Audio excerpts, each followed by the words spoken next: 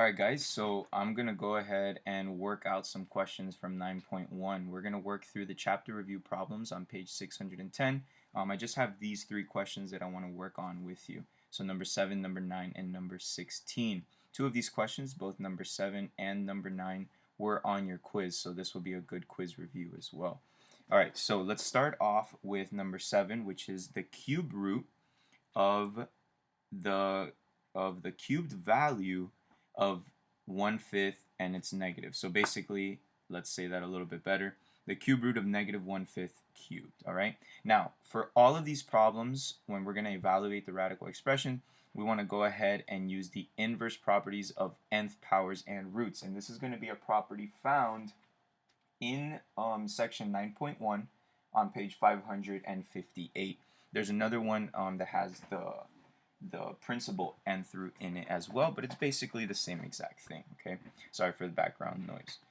So we're gonna go ahead and use this now. When your n value is odd, you're gonna go ahead and use this property right here. So it says that the nth root of a to the n is gonna be just a. All right, and you can see here basically that all we have to do is see if this is odd, which it is odd, and they match up, so they're the same. They're both n basically, and since they're both n, we can kind of just cross them out, and your value is going to be whatever was inside the a value. If it's odd, then it doesn't really matter, it doesn't really have rules, because we run into trouble when it is an even value, because then we know we can't have a negative inside a square root or a fourth root or a sixth root. Okay, and we're going to get into that. But in this case, the answer to this question is just going to be negative 1/5, because if you multiply negative 1/5 times negative 1/5 times negative 1/5, you're going to go ahead and get negative 1 over, and let's go ahead and simplify it really fast. Basically, if you were to work this out, you would still have the cube root, but if you went ahead and you worked this out only, okay, you would have negative 1 over, what is it, 125, okay? And then the cubed root of that is just going to be negative 1/5. Okay, so that's your final answer. Worst case scenario, if you don't remember these inverse properties, or if you're having some trouble, just go ahead and work it out. Simplify it. Work out the whole entire problem. That's why it helps to do it without a calculator, so you understand the concepts. Now, obviously, you could just plug this into your calculator, and I'll go ahead and show you guys how to do that. You can do this for pretty much all of them. If you have this calculator, you just follow the steps. You press the second value, so it says second right there. You would press this right here, which gives you, and let's go ahead and clear it. So you would start off by putting the 3, which is the value that is going to be the root. Okay, and then you would press this second number, and you would press this number right here, which is written in a little superscript right there. So this is telling you the cube root of something. And then once you're inside there, I would go ahead and put a parentheses. And in fact, let's not put that parentheses there. Let's write it exactly how it is in our books. And we're going to go ahead and do that. And then basically you'll see that it's negative 0.2, which is the same thing as negative 1/5. Okay, so that's that first question. Always go ahead and check it in your calculators, and that will help you out a lot. So let's move on to this one, which is the square root of negative 2 squared. But let's do this one over here first. I kind of drew a variation of it.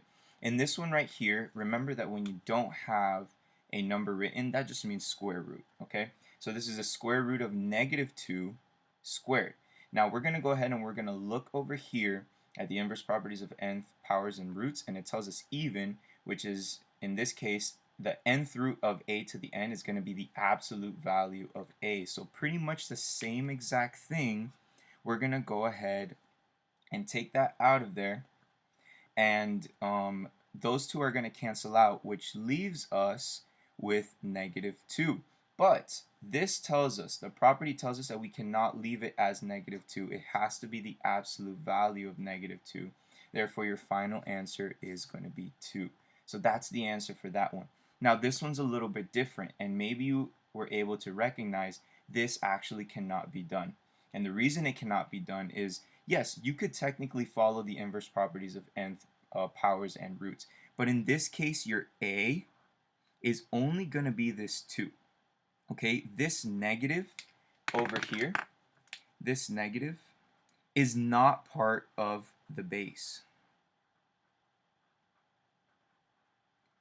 Okay, it's written a little bit differently, and I know it could be a little bit confusing, especially because in this one you can do it, but just remember, when it's odd, there's really no rules as to can it be done or can it not be done, okay? If it's odd, if your ends are odd, then you can do it, okay? But in this case, you can't, okay? This negative is not part of the base, all right? So since it's not part of the base, your base is only going to be a. And if you were to simplify it, right, when you're in doubt, simplify, you would still end up with this is going to be squared, and you would still end up with the square root of -2, because you would work this out and then you would get the 2, which is right here, but you would still have that negative in front, and we know that you cannot take the square root of a negative value, so the answer to this would be no solution, or cannot be done, or something along those lines, okay?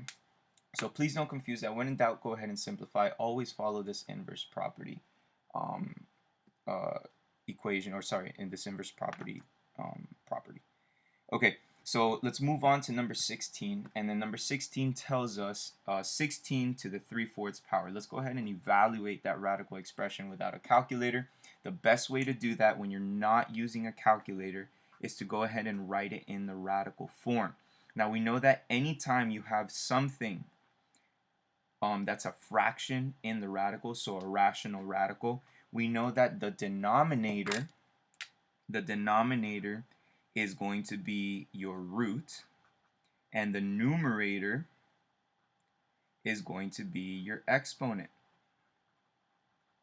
Okay, so just go ahead and rewrite that, and it's pretty simple to do because you could just write the 4th root, right? Because we know that 4 on the bottom just means the root of 16 cubed. Now for this, it doesn't matter. Your book gets a little bit more into detail, but it does not matter if you write it either one of these ways, okay? So you can either write it as 4, as the 4th root of 16 cubed, or as the 4th root of 16 cubed, okay? You will still get the same answer. Now, I think the best way to do it is to go ahead and write it with the root inside, okay? Why? Because in this case, if you were to be working it without a calculator, we could remember we work from the inside out. So 16 cubed, that'll give you a big number. I don't even know how to compute that in my head. So we're not going to work it out this way. Always do the root part first. The 4th root of 16, we know what that is.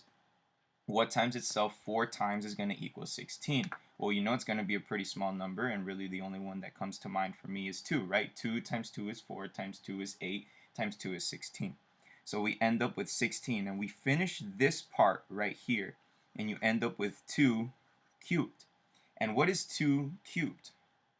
Well, that's 2 times 2 times 2, which is 8. Okay, so that's basically it. 3 different types of problems. One that's pretty simple, really not that many rules involved. Another one that you just have to be a little bit careful about the placement of that negative value. Basically, guys, if it's inside parentheses, you're good to go. You can do it, okay? If it's outside parentheses or there's no parentheses, then that means that the negative is not part of the base, so therefore there will be no solution. And then when you have a rational radical, you want to just go ahead and rewrite it with the radical symbol, and that'll help you out to get your final answer.